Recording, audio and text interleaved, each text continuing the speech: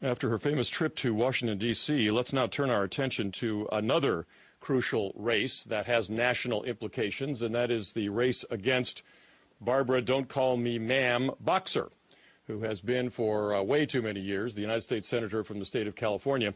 And her challenger is Carly Fiorina, after a very tough primary fight, joins us now on the Newsline. Carly Fiorina, welcome back to the program. Thank you so much, Roger. It's great to be with you. Let me ask you, because it's so much in the news right now, let me wave my magic wand. You're Senator from California. What are you saying, what are you doing about the oil spill in the Gulf? Well, the first thing I wouldn't do is what Barbara Boxer is doing, and that is immediately calling for cap-and-trade legislation instead of focusing all of our attention on the cleanup. We need to be focusing all of our attention on the cleanup. And while BP is clearly accountable and must be held to account, it's also true that the federal government has a very important role to play, and they're not playing that role particularly well. So we know, for example, that we have not yet permitted foreign vessels to enter the Gulf Coast to help us clean up this mess. We should be. We know that we have maybe upwards of 26 separate federal agencies falling all over each other, not being coordinated, making it very difficult for Thad Allen, for the local officials to get the help that they need.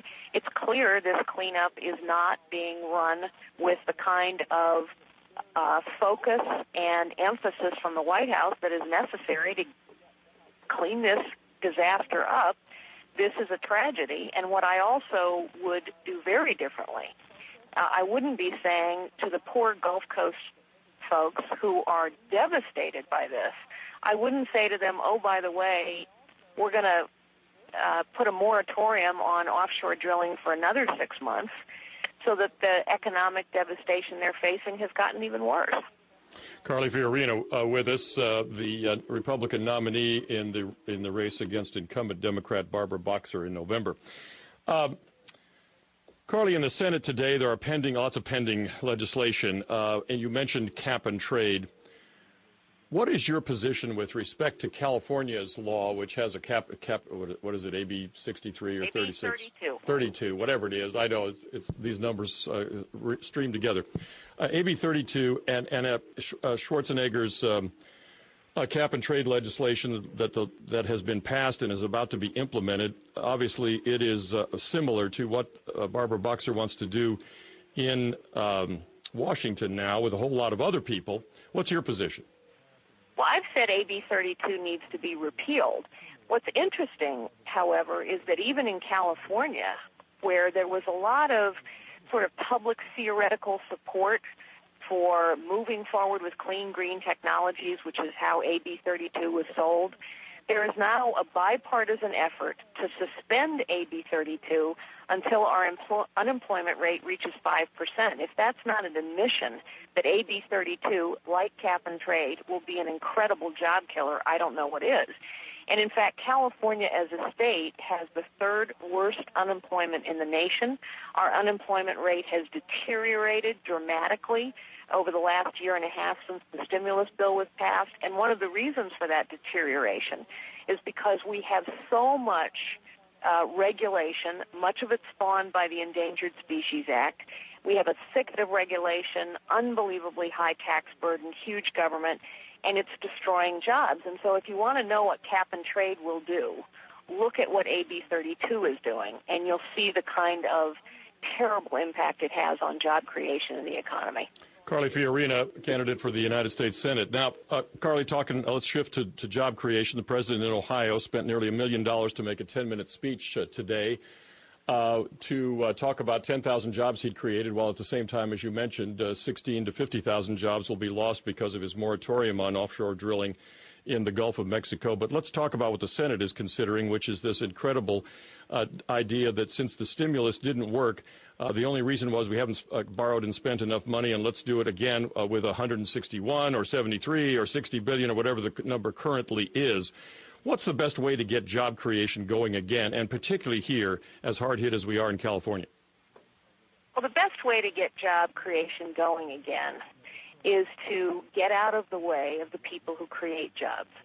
And the people who create the jobs in this country are mostly small businesses, family-owned businesses, innovators, and entrepreneurs. They create 2/3 of the new jobs in this country and in our state, and they employ half the people.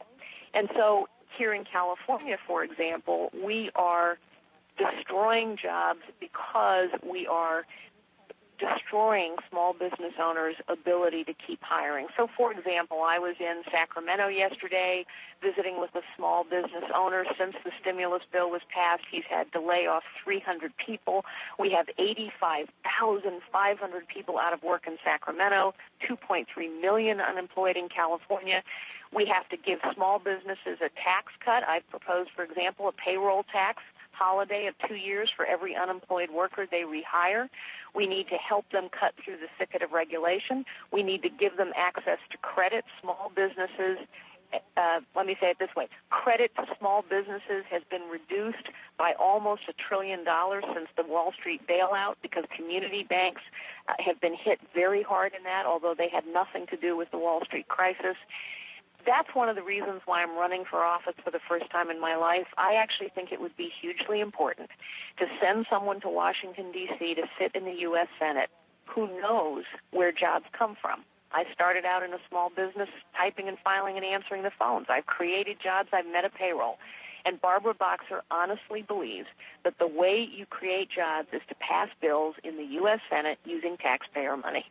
Carly Fiorina with us, and quickly, because we're going to run out of time, I wanted to get your position on the border with the latest news out of Arizona that the local law enforcement is claiming they cannot control vast areas now controlled by armed drug cartel gangs with automatic weapons. What's the next step, according to you? Well, the federal government needs to do its job and get in there and secure that border. And instead, what do we have? We have Barbara Boxer challenging the constitutionality of the law, and just today we get an announcement that the Department of Justice is going to sue Arizona over this law. For heaven's sakes, this is why people are just outraged and say, where is common sense? This is a lawless border. It has nothing to do with immigration. It has everything to do with criminals trying to cross the border. It's the federal government's job to secure it. Carly, we're going to run out of time. I'd like to get your website where people can help you out. www.carly4ca.com. Carly, CARLYFORCA.com. CarlyForCalifornia.com. Carly Fiorina, thanks for being with us. Carly4CA for California.com. Ladies and gentlemen, you know what to do. This is someone we need in the Senate. Rodger Hedgecock.